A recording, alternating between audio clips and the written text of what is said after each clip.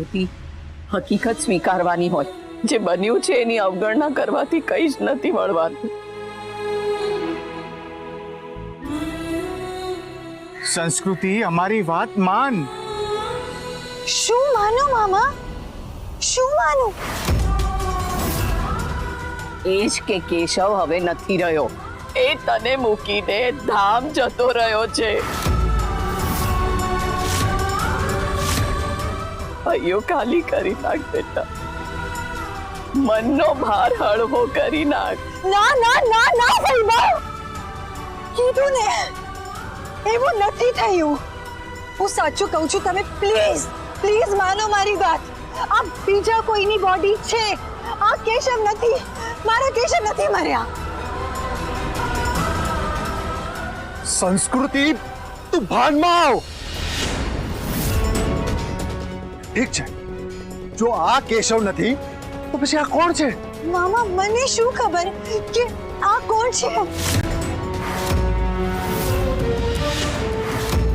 સંસ્કૃતિ, આ કેશવ નથી તો તું અમને કહીશ કેશવ ક્યાં છે? એ હજી સુધી આવ્યો કેમ નહીં? આટલા ફોન કર્યા એને, કેમ તારા એક પણ ફોનનો જવાબ નથી આપ્યો એને? ક્યાં છે કેશવ?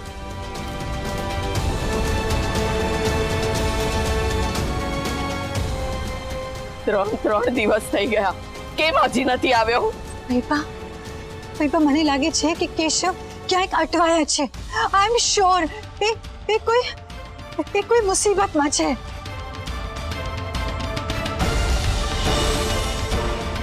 કેશવ આટલા વખત સુધી મારાથી દૂર ના રહે. ગમે એમ કરીને એ મને ફોન કરે, મને જવાબ આપે, મને રિપ્લાય દે. મને ખબર છે કેશવને કંઈ નથી થયું, કંઈ નથી થયું. કેશવ આવશે. તમે જોજો ફૈબા, કેશવ આવશે. આ કેશવ નથી, આ મારા કેશવ નથી. કેશવને કંઈ નથી થયું, કંઈ નથી થયું કેશવને.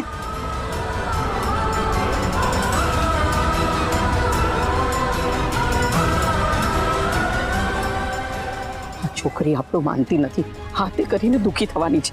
શું કામ મમ્મી સંસ્કૃતિ આવું કરી રહી છે? અરે હવે તો કેશવની બોડી એની આંખોની સામે છે ને, છતાંય બોલ. સાયકોલોજીની ભાષામાં આને ડિનાયલ સ્ટેજ કહેવાય. મન વાસ્તવિકતા સ્વીકારવા માટે તૈયાર થાય જ નહીં અને માણસ પોતાના ભ્રમણામાં જીવ્યા કરે. તો ગુરુભાઈ, આપણે કોઈ સારા મગજના ડોક્ટરને બોલાવીએ. હા,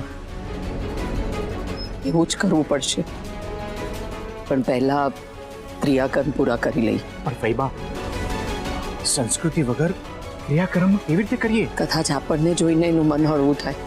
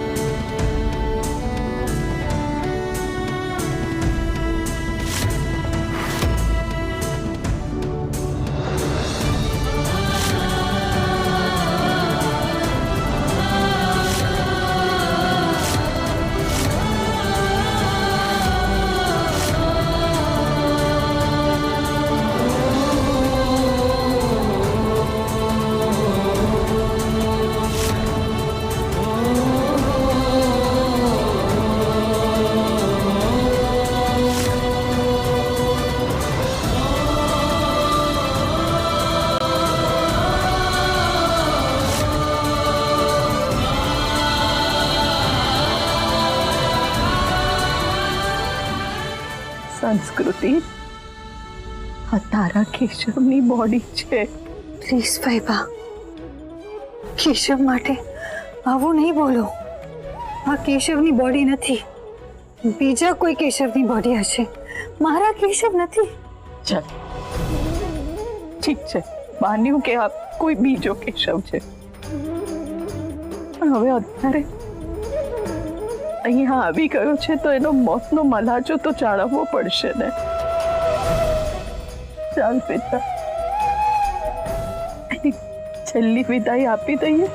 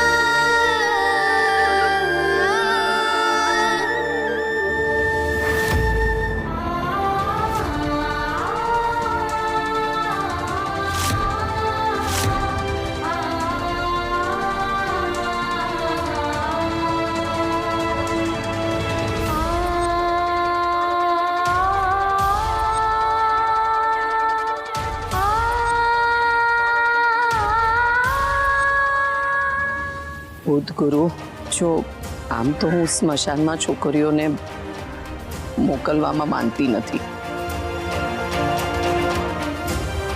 પણ આ વખતે મને થાય છે કે સંસ્કૃતિને તમે સ્મશાને તમારી સાથે લઈ જાઓ. હા ફૈબા, કેટલી વખતે ઐશ્વર્યા આવી જતી ને. અરે ગુરુભાઈ, ભાભી ઐશ્વર્યાના મમ્મી હતા, જ્યારે અહીંયા તો કેશવ અને સંસ્કૃતિનો સંબંધ મૌખિક નક્કી થયો હતો. એટલે એ બંનેમાં ફરક છે. અને મમ્મી, હજી તો કેશવ અને સંસ્કૃતિના ગોળધાણા પણ નથી થયા ને, ત્યાં તમે એને સ્મશાને મોકલવા માંગો છો? તારી વાત સાચી છે બોધ, પણ મારાથી સંસ્કૃતિની આ હાલત નથી જોવાતી. શું બની શકે ને કે સ્મશાને જઈને એ બધું જુએ તો કદાચ હળવી થઈ જાય.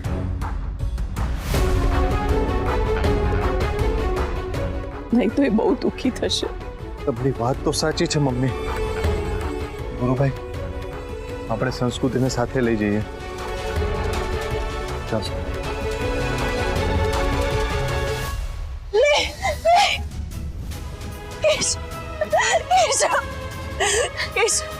નહીં જવા દઉં, તમે નહીં જવા.